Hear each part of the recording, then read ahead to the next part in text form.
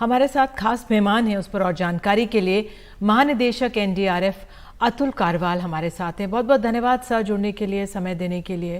पहले तो मैं आपसे यही जानना चाहूँगी, 5वां दिन आज हो गया है, क्या स्थिति इस समय वहाँ पर? इस समय जो अमेरिकन ऑगर मशीन दिल्ली से इंडियन एयरफोर्स ने वहां पहुंचाई है वो कार्यरत हो गई है। और पहली कुछ पाइप्स का रास्ता बना दिया गया है। तो उसकी जो स्पीड है उसके मुताबिक वो मशीन चल रही है 5 मीटर प्रति घंटे की स्पीड से। तो आशा है कि जल्दी हम उस छोर तक पहुंच पाएंगे। बिल्कुल सर, तो अगर आप प्रक्रिया पर देखें, क्योंकि ये दूसरा तकनीक थी जो हम लोगों ने अपनाई आज, तो उस लिहाज से किस तरह से ये काम करेगी? जिस तरह से आप बोल रहे हैं 5 मीटर प्रति घंटा, क्या आप लोगों का आंकलन है? जिस तरह से बार बार पहले कोशिश हो रही थी तो मिट्टी बार रबल गिर रहा था उसका, तो किस तरह से काम कर रही है, या आपका असेसमेंट क्या है?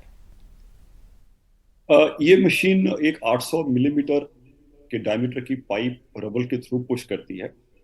अंदाजे अंदाजन 2.5 फुट की अगर आप कहें विड्थ है उस ट्यूब की। और वो पाइप पुश करते करते एक बाद एक पाइप को अटैच करती रहती है और धीरे धीरे उन पाइप्स का एक पूरा कॉलम एक उस छोर निकल जाता है। तो उसमें से प्रवेश करके पाइप के थ्रू क्रॉल करके लोग बाहर निकलने के काबिल हो जाएंगे। अब ये जैसा आपने कहा, ये थ्योरेटिकल कैलकुलेशन है कि अगर 70 मीटर का डेब्री है तो 10 घंटे में 12 घंटे में 60-70 मीटर हम कवर कर पाएंगे। लेकिन इसमें ये पॉसिबिलिटी रहती है कि रास्ते में कोई और ऑब्स्ट्रक्शन आ सकता है। लोहे की रॉड जो छत में थी वो सामने आ सकती हैं क्योंकि वो शायद दब गई हो मलबे में। बड़े पत्थर आ सकते हैं रास्ते में। तो उन्हें क्लियर करने के लिए हमारी तैयारी ये है कि जरूरत पड़े तो एनडीआरएफ के रेस्क्यूअर्स अपनी इक्विपमेंट के साथ में, अगर उनको सामने आयरन रॉड्स मिलती हैं उसको काटने की औजार उनके पास हैं, अगर सामने बड़ा पत्थर आ गया है उसको तोड़ने के औजार उनके पास हैं, तो रेस्क्यूअर्स की ये तैयारी है कि वो इस तरह घुस के टनल जो बन रही है पाइप के जरिए से उसका रास्ता क्लियर करते रहें। तो थोड़ा और अधिक समय लगने की पॉसिबिलिटी इसमें है। बिल्कुल, पूरी हमें उम्मीद है कि बिल्कुल सब ठीक होगा, सुरक्षित बाहर आएंगे। कहा यह जा रहा है कि हमारे जो मजदूर या लोग वहाँ पर मौजूद हैं उनसे संपर्क साधा हुआ है, उनको सामग्री खाने पीने की पहुँचाई जा रही है, ऑक्सीजन भी पहुँचाया जा रहा है। सर, उस लिहाज से थोड़ा अपडेट दे दीजिए, क्या क्या हो रहा है? जी, कुछ समय पहले एक 6 इंच के डायमीटर की पाइप से रास्ता उधर वहां तक पहुंचा दी गई थी। और उसके थ्रू पानी हवा के प्रेशर से वो खाना पानी दवाइयाँ वगैरह उधर पहुंचा रहे हैं। उसी पाइप के जरिए थोड़ी बातचीत भी हो पाती है। और उस तरफ लाइट है। और उस तरफ का जो एरिया है वहाँ टनल 2 किलोमीटर आगे तक है। इसलिए वहाँ एक बहुत घुटा हुआ एरिया या बहुत कम एरिया नहीं है। उनके पास जगह है, पीछे लाइट है, खाना है, मेडिसिन है, ऑक्सीजन इसके थ्रू सप्लाई करते हैं ताकि उधर का एरिया जो है वो घुटन वाला ना महसूस हो उनको। तो जितनी भी जीवन की निर्वाह के लिए जरूरत हो सकती है कम समय के लिए वो सारी चीजें उनको उपलब्ध करवाई जा रही हैं। मोटिवेशन मोराल के लिए बातचीत होती रहती है ताकि उनकी स्पिरिट्स हाई रहें। तो मुझे लगता है कि मेंटल स्ट्रेस जरूर होगा इस तरह की स्थिति में फंसे हुए हैं। लेकिन किसी को अभी तक कोई इंजरी या कोई जान हानि का कोई नुकसान इस तरह का नहीं है। नहीं, बिल्कुल पूरी उम्मीद है कोई जानहानि, जान का नुकसान नहीं होगा सर। लेकिन ये जिस तरह से आपने बताया कि अगर 2 किलोमीटर का रास्ता है तो इतनी घुटन वाली स्थिति नहीं होगी।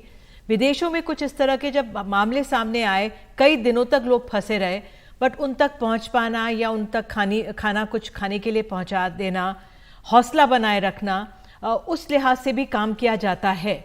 तो एक तरफ आप तकनीकी कोशिश कर रहे हैं, इस तरफ से इनका हौसला बनाए रखने के लिए क्या क्या और हो रहा है? उसके लिए काफी उनसे बातचीत रहती है।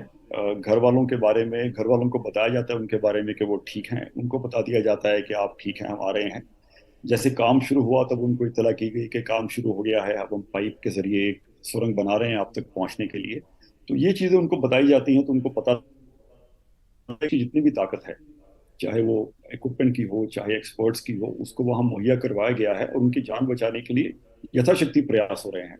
तो आई एम श्योर कि जो इन कठिन परिस्थितियों में काम भी करते हैं थोड़े सख्त जान होते हैं, इतनी जल्दी हिम्मत हारने वाले नहीं हैं। तो मुझे लगता है कि हौसला उनका बना रहेगा। बिल्कुल सर, ये भी कहा सुनने में आया था कि विदेश से कोई टीम, मलेशिया कहीं से किसी टीम से संपर्क किया गया है, क्या कुछ ऐसा है? जी, थाईलैंड में कुछ समय पहले केव्स में एक पूरी फुटबॉल की टीम बच्चों की उनके कोच के साथ गई थी, जिसको स्कूबा डाइवर्स ने फिर अंदर घुस के उनको पानी के जरिए से निकाला था। वो एक बहुत अच्छा रेस्क्यू था। उनसे बातचीत चल रही है। नॉर्वे में एक ऐसी एक्सपर्टीज रखने वाली संस्था है जिसको इस तरह के रेस्क्यू में कुछ एक्सपर्टीज है, महारत है। उनसे बातचीत चल रही है। तो एक प्रयत्न है कि हम इस सिचुएशन से, इस स्थिति से निपटने के लिए किसी भी ऑर्गेनाइजेशन, किसी भी एक्सपर्ट से सीख पाए, कुछ और इसमें हम कर पाए। तो वो प्रयत्न इन पैरेलल जारी है। सर, बातचीत जारी है कि वो कोई टीम मेंबर यहाँ पे आएंगे, उस लिहाज से कुछ आप अगर बता पाएं तो। अभी उनको लाने का कोई प्लान मुझे लगता है नहीं है, लेकिन उनसे बातचीत है और जरूरत पड़ेगी तो उनको बुला लिया जाएगा। जी, आखिरी सवाल ये, जिस तरह से आपने बताया एक असेसमेंट आपने कहा था कि 10 से 11 घंटे लग सकते हैं, समय सीमा पे प्रेशर नहीं डालना चाहिए, लेकिन अंत में एक बार फिर से ओवरऑल जो परिवार वाले सुन रहे हैं या लोग सुन रहे हैं, क्या आप कहेंगे? मुझे लगता है कि 24 घंटे वहाँ काम चल रहा है। जितनी भी अथॉरिटीज हैं, जिस एक्सपोर्ट की भी जरूरत है, सब वहाँ उपलब्ध हैं। बेस्ट मशीनरी वहाँ उपलब्ध है। तो हम ये आशा रखें कि हम इस गति से आगे बढ़ते रहेंगे। छोटे मोटी अड़चने आनी मुमकिन है, जिसका मैंने उल्लेख किया। हम लोग तैयार हैं, हमारे पास वो एक्सपर्टीज और वो इक्विपमेंट उपलब्ध है।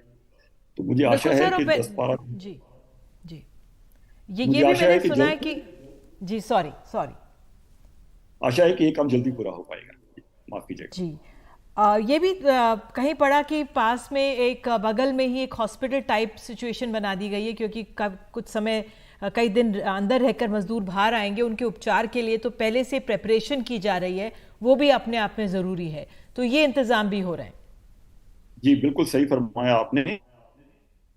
हैं इमीडिएट मेडिकल अटेंशन उनको मिल पाए, उसके लिए तैयारी है। तो इतने लोग हैं वहां पे, इतनी संस्थाएं जुड़ी हैं कि हर एक प्रॉब्लम जो सामने आने की आशंका या पॉसिबिलिटी हो सकती है, उसको सोच समझ के पहले से तैयारी वहां की जा रही सर, आप हमारे साथ जुड़े, अतुल कारवाल साहब, महानिदेशक एनडीआरएफ, बहुत बहुत धन्यवाद जुड़ने के लिए एनडीटीवी इंडिया के साथ। है। शुक्रिया।